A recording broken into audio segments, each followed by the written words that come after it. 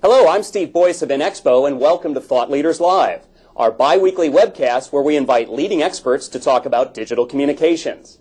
Today, we're thrilled to be joined by Tony Lorenz of BXB Online, who's going to give us his perspectives on the critical topic of digital event monetization. And before we introduce you to Tony, let's go ahead and make sure you're all set to get the most out of your webcast experience today.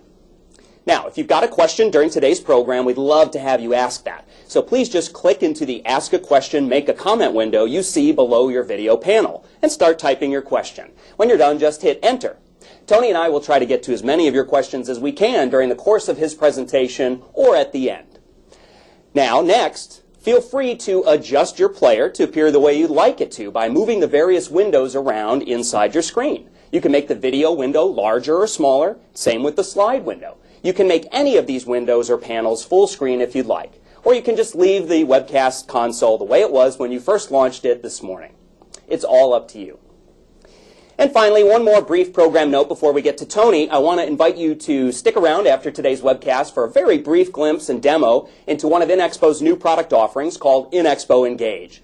INXPO Engage is a fantastic digital platform for hybrid and digital events that are focused on your membership or external communities. You don't have to do anything to enjoy that demo today. Just stick around after Tony's presentation and the following Q&A, and we'll take you on that quick tour of INXPO Engage.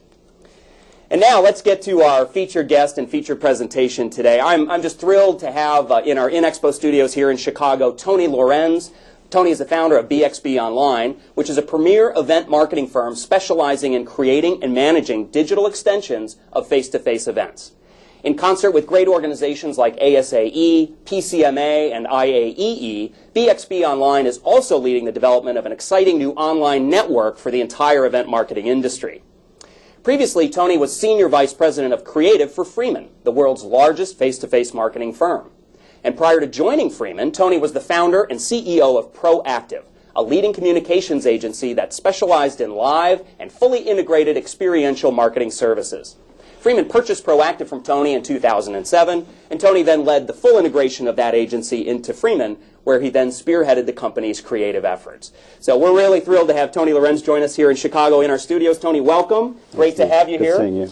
Let's get started right away. Now, Tony, we've got a lot of ground to cover, so I know we're going to provide some basic foundational content for our audience here and then get into this great topic about monetization. So why don't we go ahead and kick this off with just kind of a simple level-setting question. So many in our audience probably know what a hybrid event is or have a sense of that, but why don't you provide us your version or perspective on what is a hybrid event? Well, in its simplest terms, hybrid events are simply the convergence of face-to-face and digital experiences. I think that there's a lot of confusion, on occasion anyway, relative to hybrid as the online portion, where truly it's more about the convergence of these face-to-face and digital experiences. Fantastic. That's wonderful. And you know, I think with that definition, let's go ahead and get a sense of what our audience's experience has been with hybrid events. So folks, we've got a great polling question up here on the screen. We'd love to have you engage and provide your input and get some feedback from you folks. So we got 4 questions. So we want, again, you to answer this from the perspective of your organization's hybrid event efforts. Have you produced these events? So there's 4 options. You've never considered one. You have considered in the past but have not done one.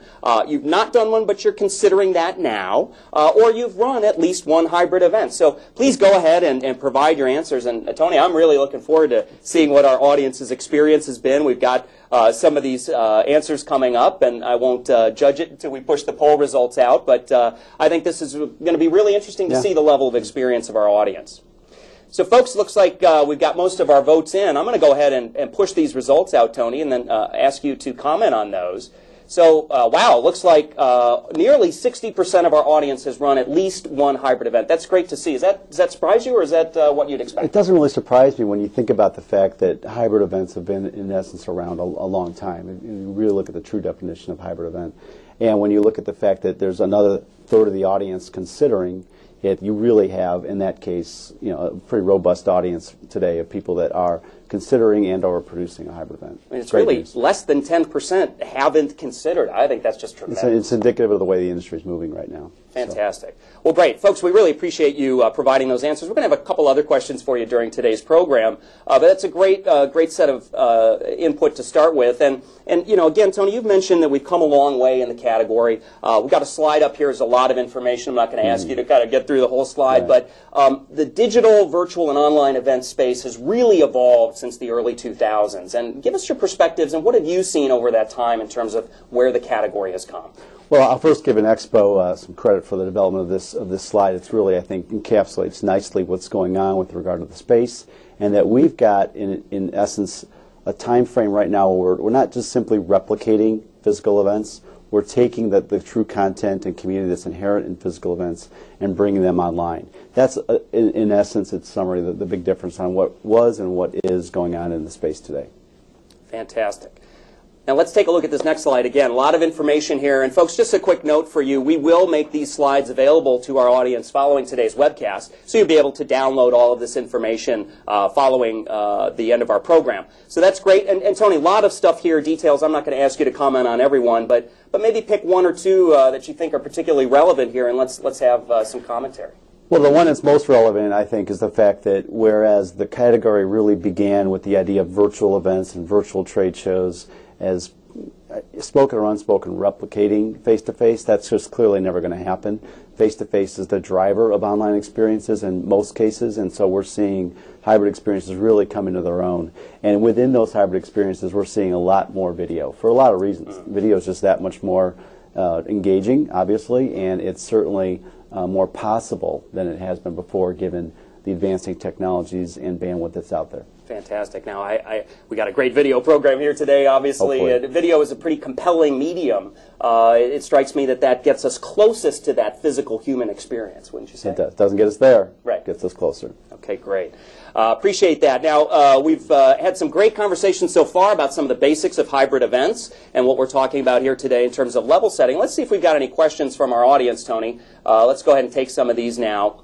So here's a great one. So how do you think the advent of social TV will affect the adoption of virtual and hybrid events, if at all? I think it's the way it's going, quite honestly. In the greater medium, we've got television's a big part of everyone's lives to different degrees, and so to the extent that television feel becomes more interactive, we're just going to see, I think, even greater growth than we've been experiencing to date.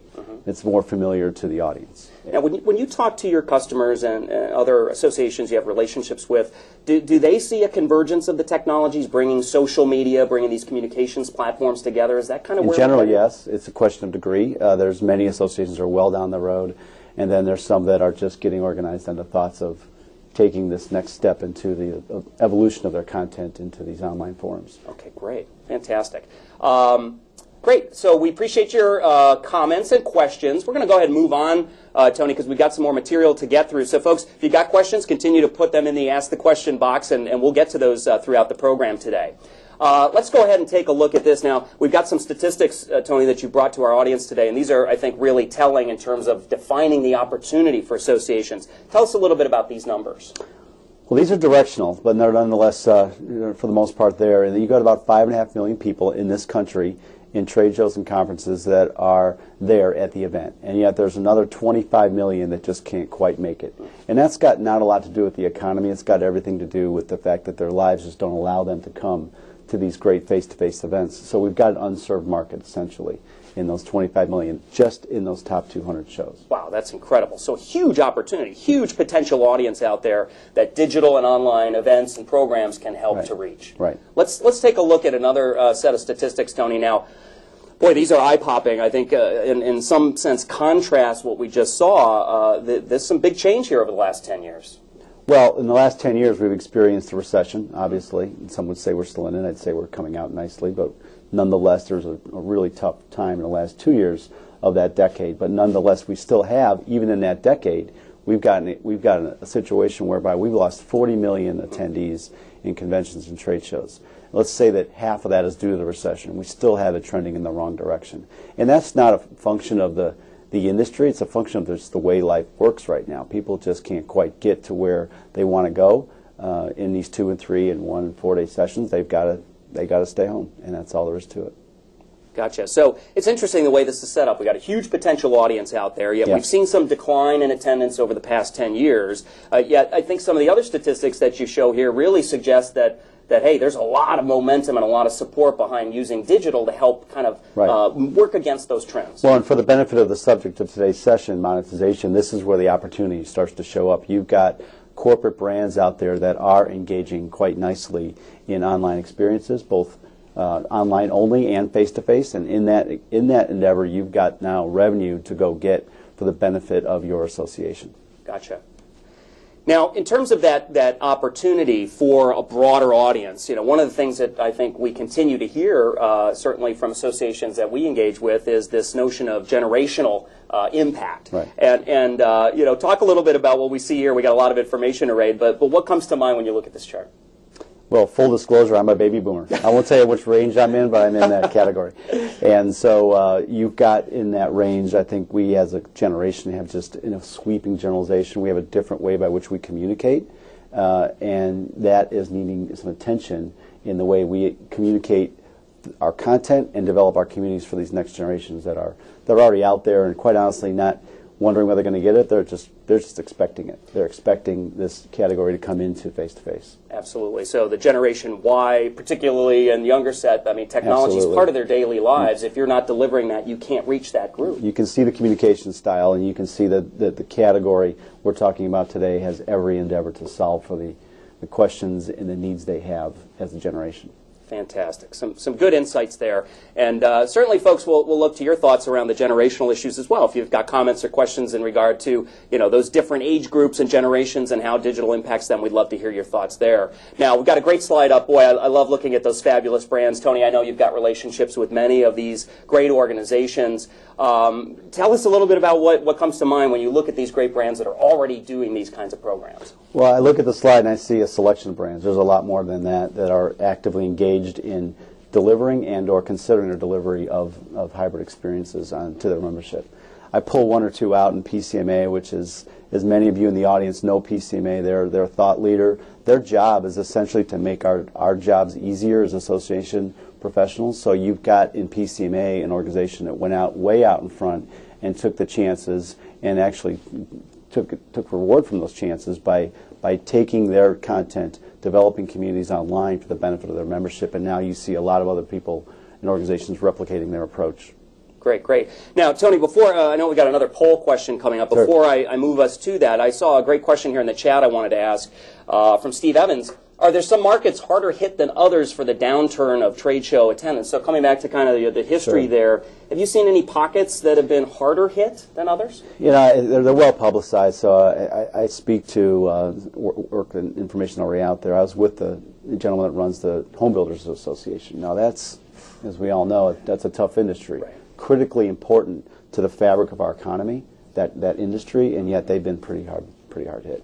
So there's those types of industries that have just taken a little bit more on the chin than others, but they are all in a way where they're experiencing differences in their attendance levels.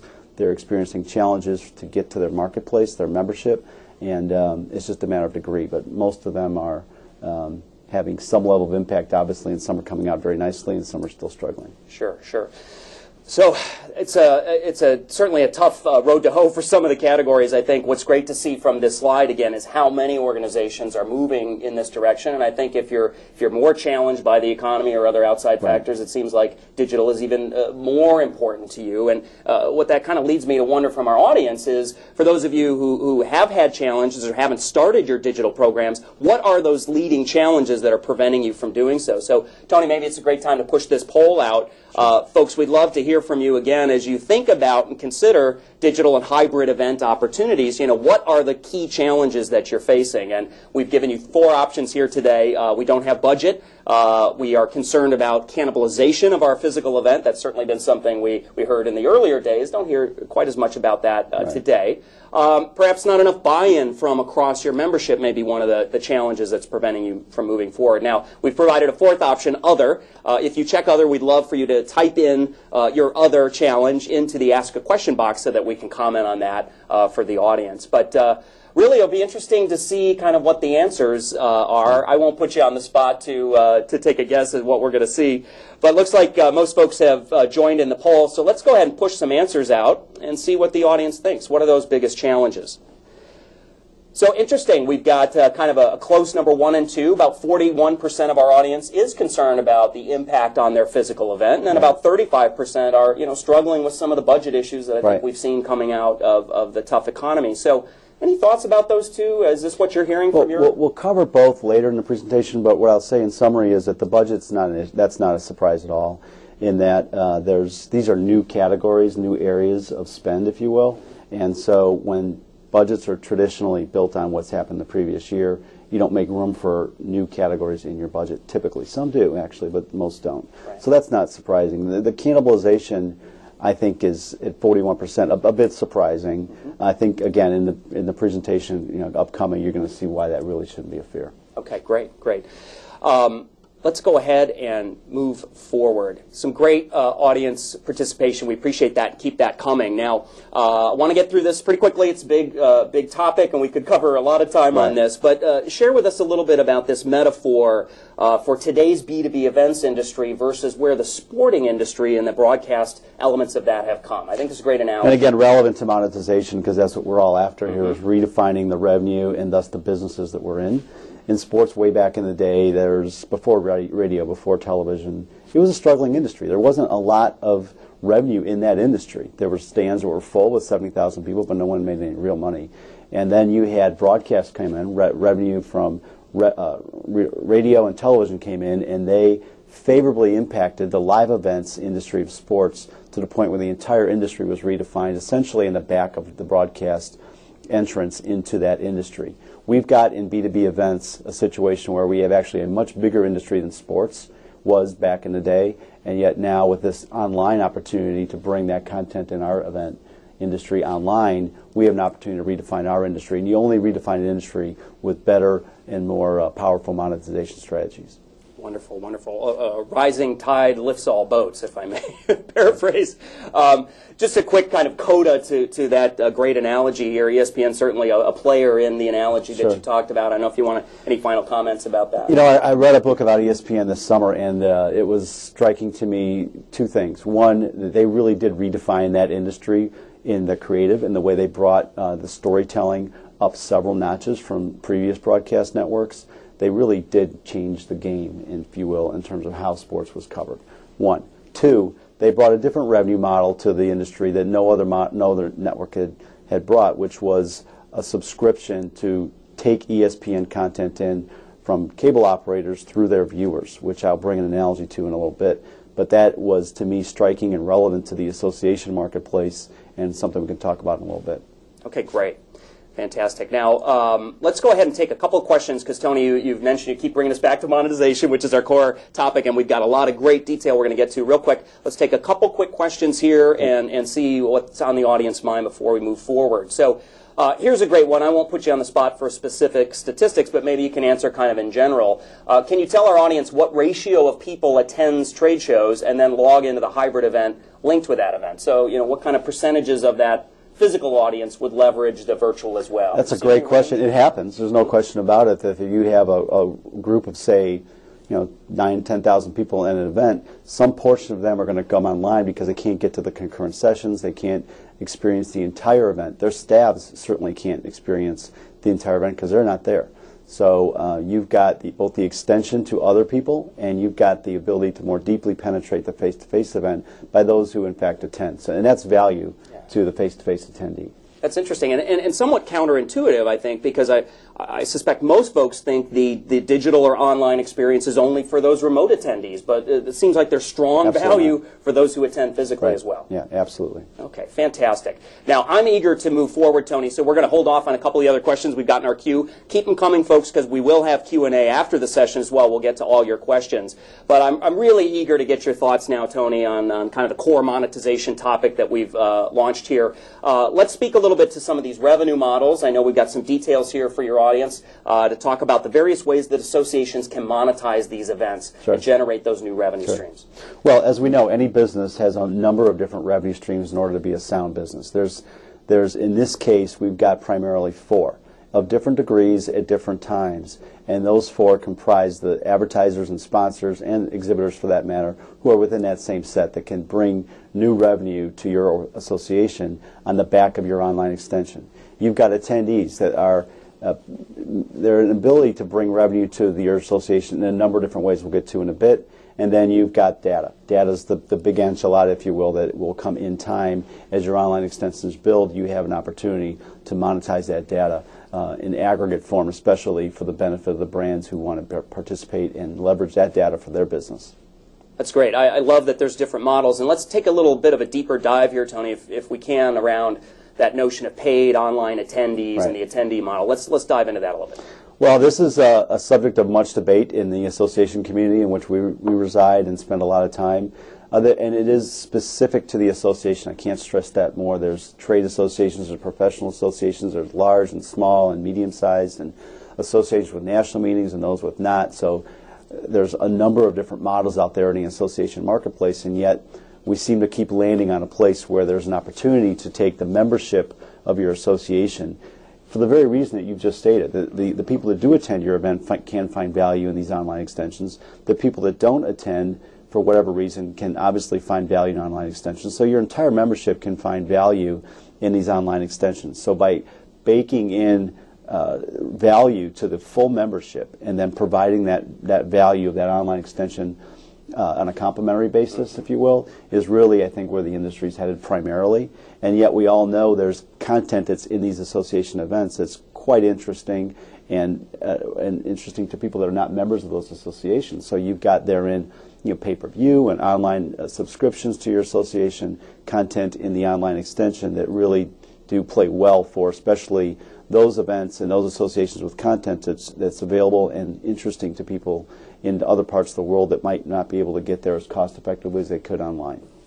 Interesting. So not only does digital help you reach your natural community for your association in terms of your membership and potential membership, but I think what you're suggesting is there's even a broader sort of a secondary community that's interested in your content, maybe not all of it, maybe doesn't want to be a member, but certainly finds value in that content, and that creates a monetization opportunity. And as we aggregate these communities into adjacent areas, that's where we really find a lot of value. So not by specific example, but if you're an association and you've got an amount of content that's interesting to your membership, and yet there's another association adjacent to yours, if they're aggregating close to your content, then they are now able to take part in your content that they otherwise would have, because this content was delivered in a very silo fashion. By aggregating it, especially, we have an opportunity to bring a lot of audience to your association's content that you otherwise would not have gotten.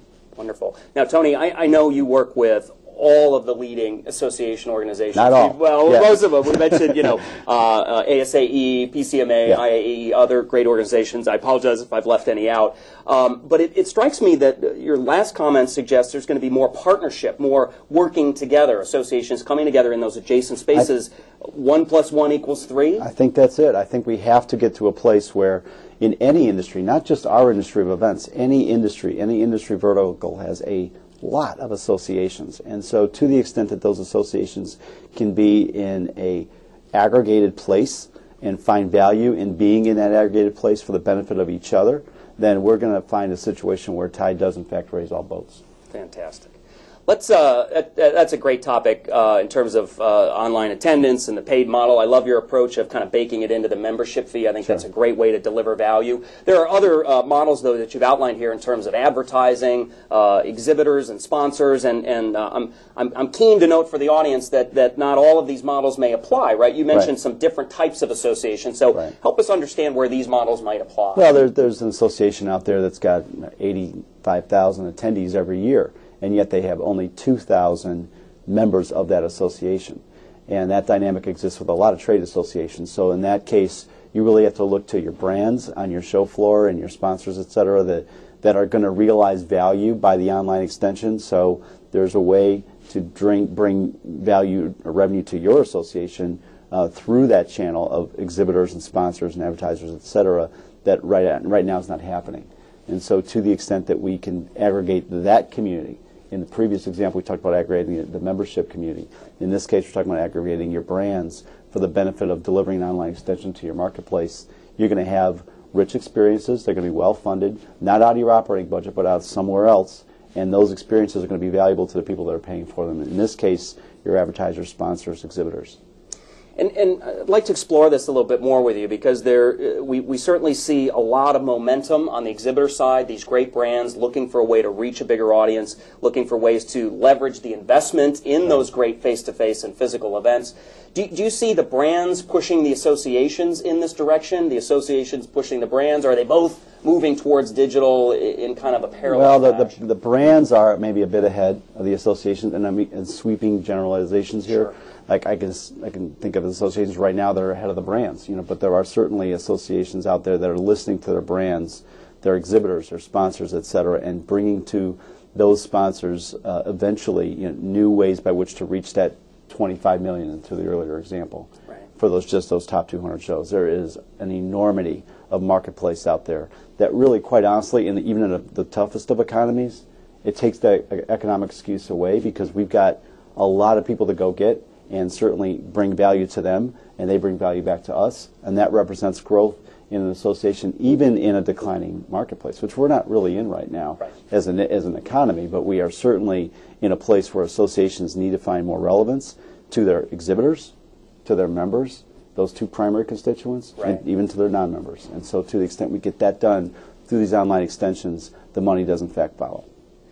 Now, Tony, I'm going to take a bit of a departure from our normal script here because I got a great question from one of our audience members, which I think is relevant here. And you touched on a number of points which I think kind of address the question, which is, what are some of the most effective steps to explain and motivate the business case for hybrid? And I want to kind of bring it to, you've got to make a business case both internally at your association with your membership, but also with your exhibitor and sponsor community. So what kind of techniques have you seen that are effective in helping to make that case across that community? I'd encourage you to draw analogies, as have been drawn earlier in this discussion, and take those into specific relevance to your association. Start with something that everybody's familiar to, which we have done with major board meetings and great big associations. We've taken the analogy to sports as example, and then necessarily tied that into why that is relevant to that particular association, and that works. It works for boards that are truly there to bring their associations forward, and you can't help but see the analogy.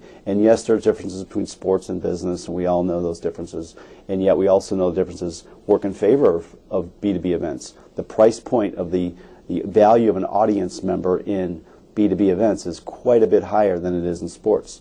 So we've got that working for us, and yet we don't have the basic competition of sports. We don't have yet we don't have the way by which sports or B2B events are covered.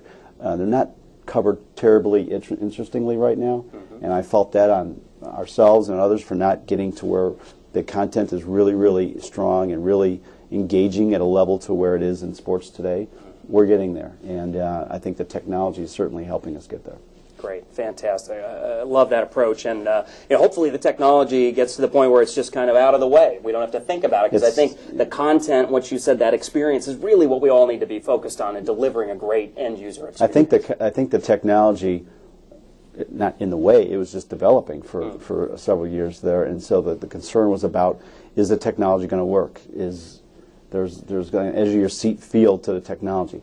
Those days are over. The leading platforms are all doing a great job. So now it's about growing our utilization of that technology and the sophistication of content delivery into technology, which is quite there with the leading platforms, and there are several of them. Fantastic. Let's wrap up, finish up your model here. Certainly as we look to the left half of this graphic, data and data buyers. Obviously, with technology, we have an opportunity to capture a lot of data. What opportunity for monetization does this present for associations? Well, it's enormous. It's probably the biggest opportunity we have from a revenue standpoint, but it's not going to come today. It's going to come in time. So as associations, and especially in aggregate, like associations in aggregate, in distinct channels, bring their content together, then there's a way to bring that 1 + 1 = 3 into reality, but that does come in time. So if you have, as example, a group of online attendees who are all interested in, as example, funding their business, their practice, and they go to breakout sessions on how to finance their medical practice, then you have an aggregate audience for the benefit of JP Morgan or others, and they will pay dearly for that audience, and that's available to that brand in ways that's not available to any other media. It's very, very targeted, but it does come in time. Boy, now, Tony, it strikes me that the whole issue of data and the power and leverage of that, we could have a whole conversation just about that. Separate. Can we get you on the hook for I gotta future? go to lunch. Okay. we'll bring you back another day. We'll have a deep dive on the data model. And certainly, I think, really 4 great models for monetization that, again, to your opening comments in this particular section of the webcast, you, as an association, you need to look at where you are, where your situation is, how you've evolved, and what your capabilities and skills are, and determine for your community what's best to reach your strategic objectives. This is not a one-size-fits-all situation we're in. Okay. Associations are complex businesses that deserve complex approach to how they solve for their issues. Okay, very good. Let's get our audience engaged again, Tony. We had another polling question. You know, when we're talking about challenges and obstacles, we asked them earlier. What were the obstacles to moving forward with hybrid? And we saw some budget challenges and some concerns about cannibalization.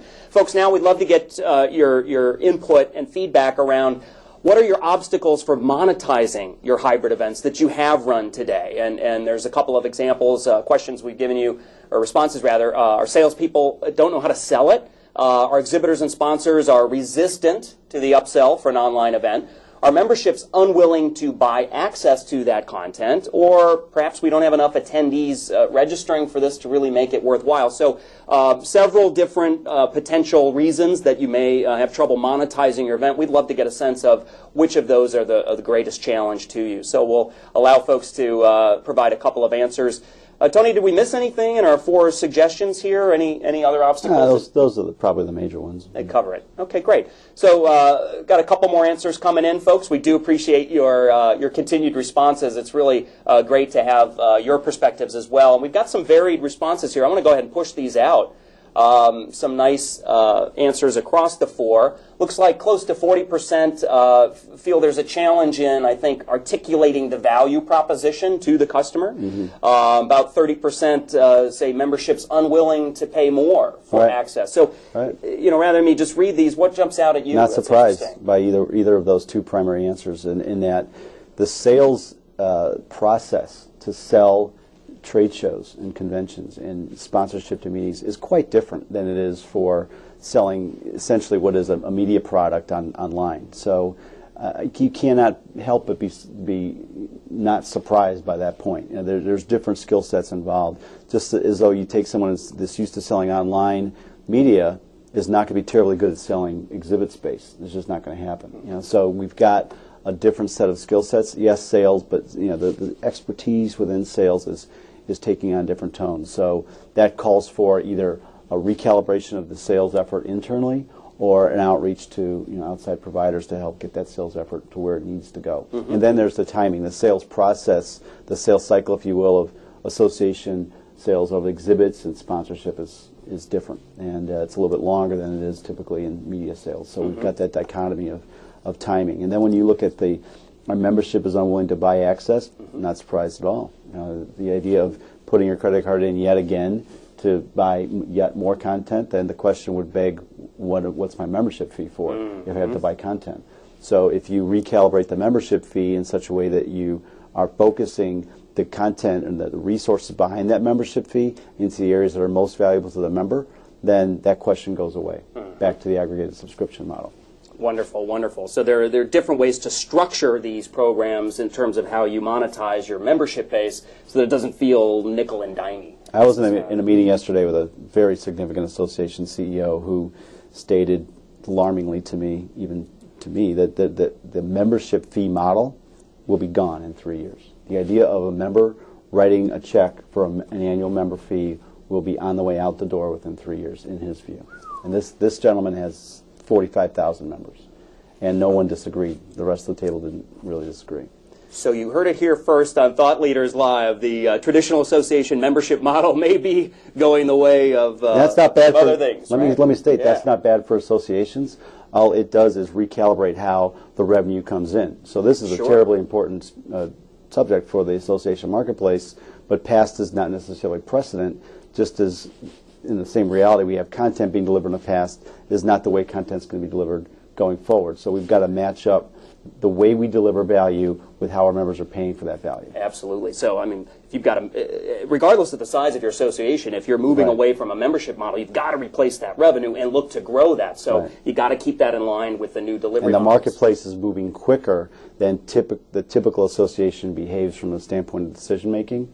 So that's a challenge, and that's a challenge that does in fact need to be addressed by the association marketplace, in that you've got an association with a cycle for decision making that's not syncing up with the reality of the market and how quickly it's moving. Gotcha. And do you see the most successful associations sort of eliminating that disconnect by taking a risk and leaping ahead and looking at new paradigms and frameworks? Educated risk is you have to. Any successful business takes risk. We all know that.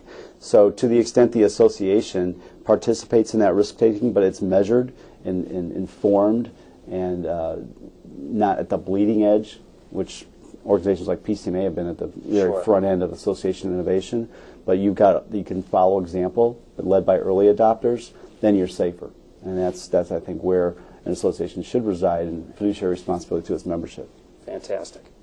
Okay, great. Appreciate your responses to our poll question, folks. Really some great insights there and commentary, of course, from Tony. Now, love this slide, content plus community. Let's hear it from your heart. This is the core, isn't it, really? It all does come down to it, really. For the association, these are their two primary assets. They've got content that's unlike content that's delivered by any corporation for the most part. It's certainly agnostic. It's not commercial. It's educational in its field, and it's very, very powerful. And there's, again, more to it in any association of scale than any corporation I can think of.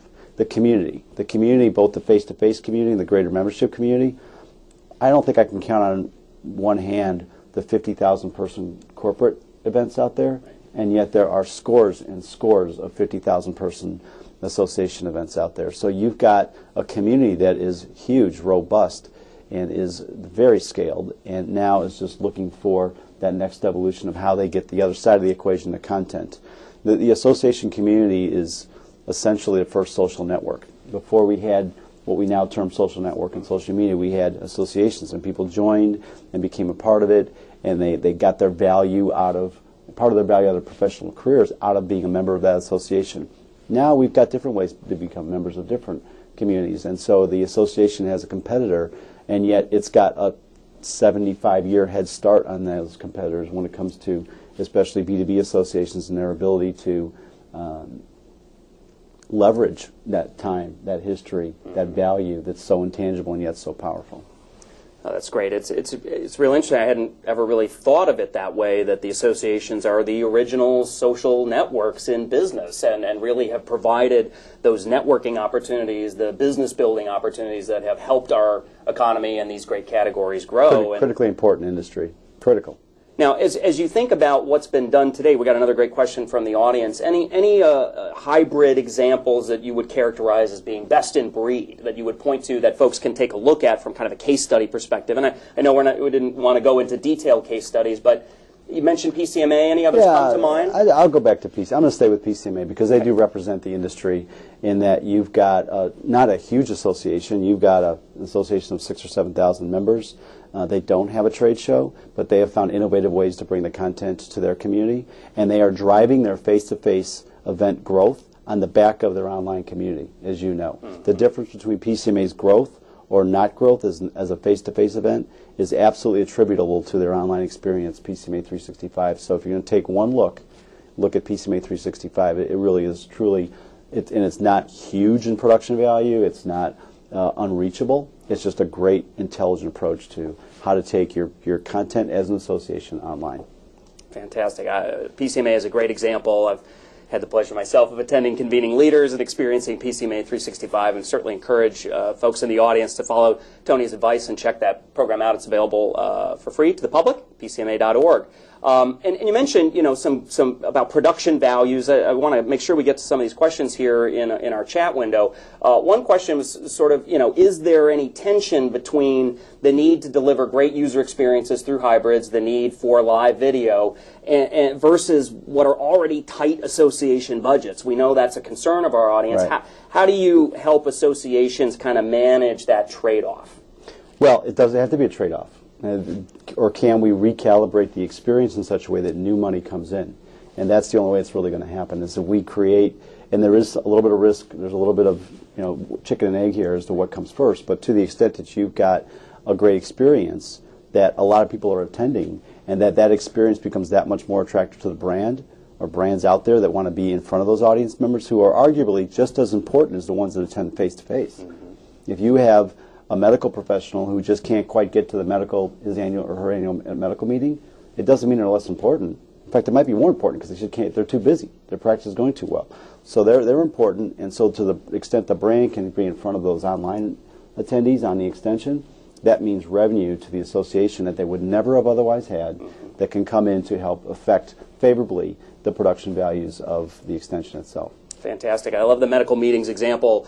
I know BXB helped produce the American Dental Association Virtual Congress last fall. I was actually in my dentist's office at the time, and I think my dentist was too distracted because you didn't quite get the crown right. But it shows you how compelling some of these experiences could be. And I was just kidding. My dentist is fabulous. But let's move on, because I think you've laid a great framework in terms of content and community being the focus. Right. I'm sure what a lot of our audience members are asking now is, okay, Tony, how do we get this started? What do we do? And so in terms of, how do you get your online event strategy moving? I know you've got some key suggestions for our audience. Summary suggestions, if you will. Sure. Isolate on your top 3 or 4 or 5, whatever your business priorities are as an association.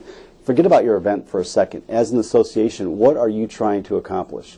Are you trying to bring in new members? Are you have a special attention on maintaining your current membership? Do you have a unique opportunity with regard to brands and exhibitors out there that may be questioning whether they should be around your association as a sponsor? Whatever those priorities are, start with those versus the ground up view of we got to get an online event done. Great.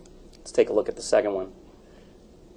Every association is different. There is a need for change, I think, in any business. Forget about whether it's an association or a for-profit company. There is a need for constant change, and yet there's also a degree of appetite. So we have a marketplace that is asking for change, and the question is, how aligned is your association on that change? Don't fool yourself as to how unrealistic, how realistic that pace of change may be, and yet also don't fool yourself on the fact that there is a marketplace out there, and those members are paying attention to that marketplace, and they have decisions to make as to how they're spending their time and money. Very good, very good.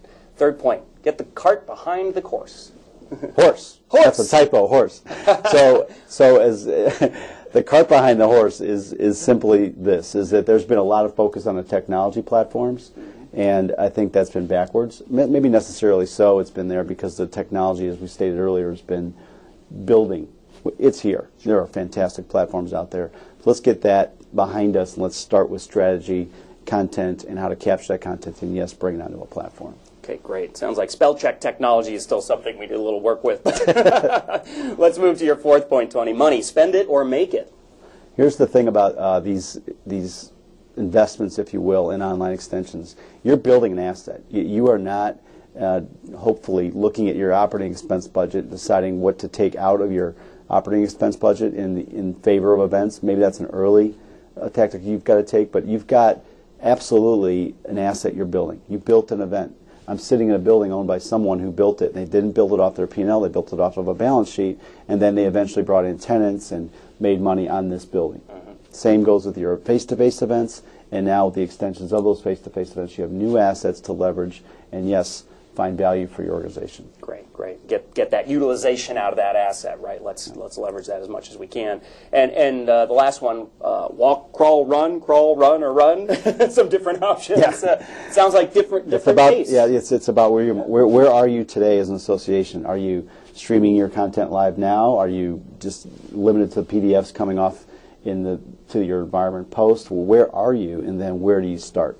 So there's associations out there doing quite a nice job of the crawl or walk pace of how they bring their events online.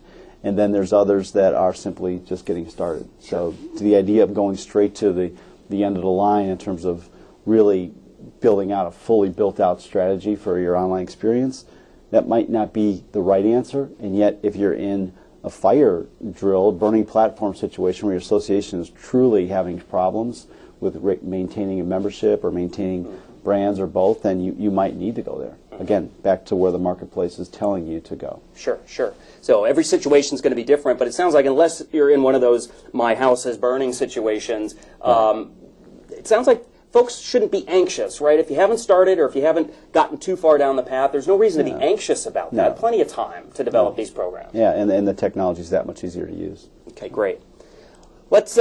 Let's cover the next one. So this is just sort of a summary, I think, of Tony's 5 decision areas. Again, we'll be providing the slides after today's presentation, so you'll have the benefit of these great ideas and suggestions. And just want to kind of wrap it up. I love this slide. I think it kind of brings all together what we've been talking about. You know, how would you kind of position this for our audience? Well, I do think we have an aggregation opportunity in the industry. We've got industry leadership, namely PCMA and ASAE and IAEE, who are helping drive the aggregation of all these online extensions into relevant channels. We're doing that. The content owners, you, the associations out there, are the owners of that content and always will be. And yet you also have all this membership, and you have non-membership in your databases, and you have global audiences in many cases that are or are not members, that are the users, the attendees, if you will, of your content, both face-to-face and online. So as you aggregate that, we do in fact get a 1 + 1 = 3 scenario, and I think the industry is starting to see that, and they're starting to see the value in how this category can be an absolute driver of the entire event marketing industry, for that matter, the association marketplace going forward. Fantastic. Now, I know we've got a summary slide here. I think you provided a nice summary. What I'd like to do is actually check and see if we've got any additional questions in the queue. It looks like we do, Tony. So let's go ahead and continue our discussion and take just a couple more questions from our audience. Here's a great one about metrics. I think, certainly as we talk about monetization, I think one of the key things is the ability to quantify the value that's created so you can attach an appropriate price to that. What metrics do you think are going to be most important as we look to measure the value of hybrid events? Well, I think there's participation. There's the activity metrics of an online extension. How many people are there? How many people are there that are there at the end? What's the stickiness factor of the online attendees is certainly one, and then how deep they go into the environment's another. It goes across the board as to what those metrics might be, but we have to start with the basics, and the basics are simply like you have in trade shows today. There's attendance, and that's a primary metric. Right. That's 50 years later, it's still the primary metric. So what is the attendance of the online extension of that event, and how can that play for the benefit of the brand? Gotcha. One thing we talk a lot about, and I know you speak a lot about, is how do you create engagement within your audience and really deliver a compelling value proposition. Do you think we're going to need, as a category, to develop good metrics for engagement and quantifying and valuing that? What are some of your thoughts about the importance of that? The engagement's critical, and without engagement, it becomes a very passive experience, and with passive experiences, you have a reality whereby those attendees will eventually walk away. We are online. You in the audience here have an opportunity to stay and participate or go on to the next thing, and you can do that a lot easier than you can face-to-face. Yes, we also know in face-to-face, I'm sure not in this audience, but in many audiences, there are people checking their email in face-to-face events and knocking off all manner of work that's got nothing to do with the content on the stage, and yet they're getting it done in face-to-face. So in some cases, it's no different, but in online, we do have a unique need to be especially engaged with our audience online. Wonderful. And I would assume, too, as you advised, from a strategic perspective, each association needs to develop their own strategic approach to leveraging these things. Same in terms of metrics, right? Each group will have their own set of metrics that are unique to their situation. Yeah, and as we aggregate, we'll have benchmark metrics, which is really exciting. So to the extent that we have aggregation across similar industries within an industry channel, now we have, not now, but we'll have an opportunity for establishing benchmarks to see how you're doing relative to your competitive set or your association set within your given industry. Oh, fantastic. People love to gauge how their performance is versus some of those standards and norms. It'll be great to see some of those come up when you've got more detail around those things. We'll bring you back for that.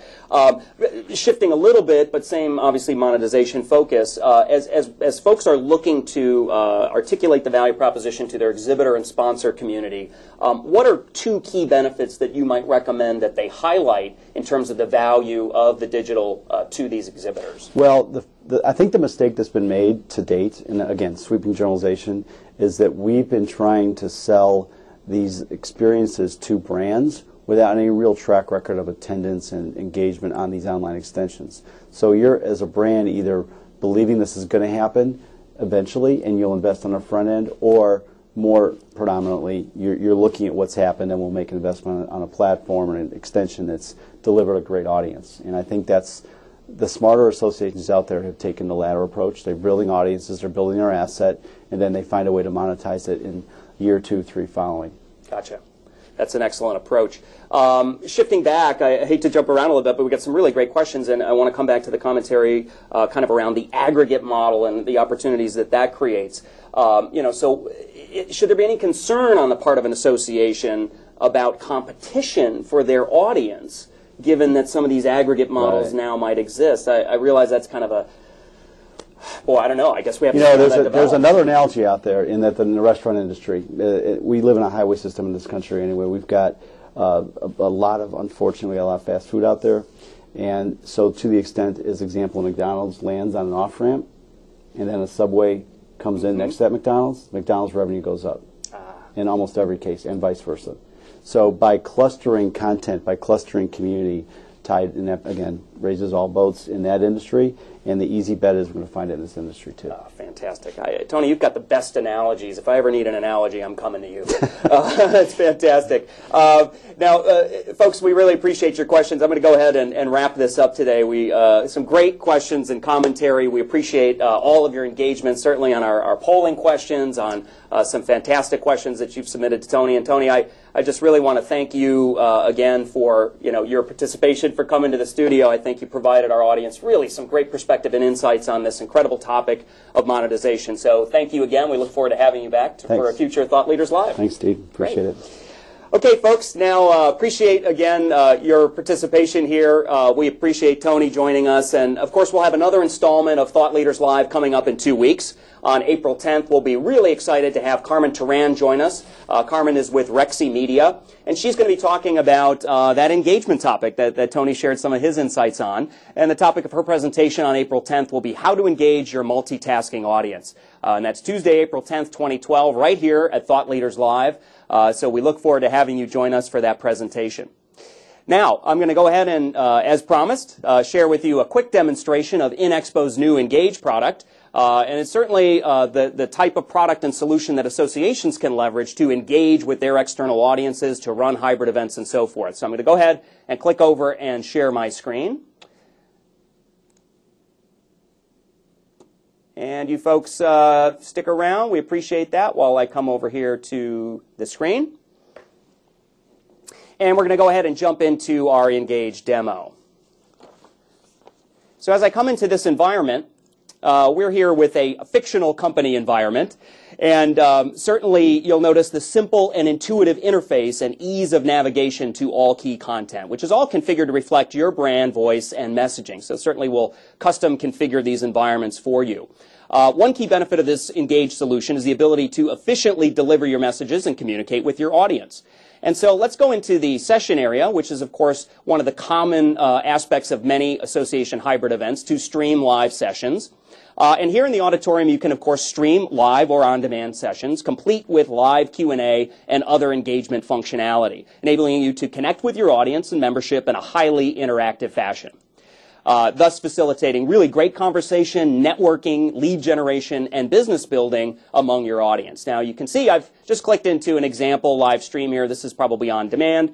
Provides a little bit of a DVR functionality. I can resume or start over that presentation. And again, please ignore the handsome gentleman there on the screen.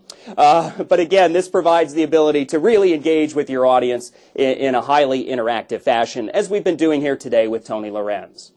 So I'm going to move on now, come back to the lobby of our fictional company, and certainly this provides the ability to highlight your exhibitors and sponsors. And as Tony's provided some great insights, digital really creates a great opportunity to do just that. So as you can see from this example partner showcase or exhibitor showcase, it can provide critical business information to your audience while delivering qualified leads to your partners, sponsors, and exhibitors, which really, again, creates a great monetization opportunity for your event. because we've got Tony here, I can't resist but to click into the BXB Online partner space here. And again, a really compelling environment. There's Tony again with Michael Doyle from the Virtual Edge Institute. But again, this creates a great platform for monetization and a super opportunity to generate additional value for your sponsor community. One further thing to note is that extensive data on audience demographics and behavior will provide your sponsors with rich insights into their target customers to inform their sales and marketing strategies. So really a great opportunity to get some monetization moving. Now, there's a lot of elements in this demo, which is available at our website, www.inexpo.com, where we have the Engage demo as well as demos of our other product solutions, Inform, Learn, and Recruit. And as you can see here, one of the key elements for engaging your audience, as we've talked with Tony about today, is really the ability to socialize key content with high-value tools like the INXPO social wall that you're seeing here in my profile, so that I can engage and connect with other folks inside the environment. And as I click through some of those, you can see I've got a few connections here. Looks like I need to meet some more people. We also have some great social media badging programs so that you can create behaviors and encourage certain behaviors, create competition among your audience, and add some fun to the process as well. So as I come back into our home lobby, again, just summarizing, if you market or sell, manage partners, run trade shows, or engage with any external communities, INXPO Engage is a powerful solution to help you target your best prospects and connect with and retain your best customers. So we look forward to you joining the Engage demo on our website. Again, www.inexpo.com. Feel free to experience that demonstration on your own. I'm going to go ahead and stop sharing. And again, we want to thank our special guest today, Tony Lorenz from BXB Online. Tony provided some fabulous insights and perspectives on a very critical topic of monetizing your event.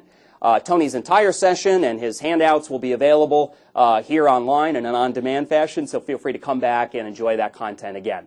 So on behalf of Tony Lorenz and all the folks here at INXPO, thank you again for joining us for Thought Leaders Live. Come back on April 10th when we'll have Carmen Turan from Rexy Media.